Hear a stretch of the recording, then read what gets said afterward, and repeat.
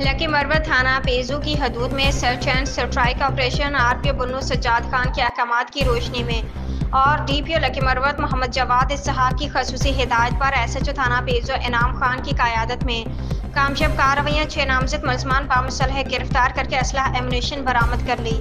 DPO Mohammad Jawad Ishaq की खसूसी हिदायत पर एसएचओ थाना पेजू इनाम खान की क़यादत में पुलिस नफरी के वांडा जोगी, वांडा शरबत, वांडा जोगी, वांडा गुलमीर और मलहका इलाकों में सर्च एंड स्ट्राइक ऑपरेशन किया।